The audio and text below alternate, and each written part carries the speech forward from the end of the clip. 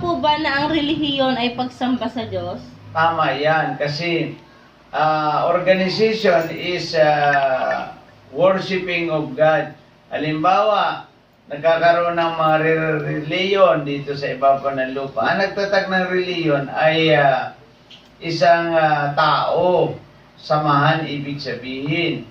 Ang tunay na reliyon ay tinatag ng ating Panginoong Jesucristo ay pagsisisi at pagtalikod kasi nakalipa siya doon sa krus.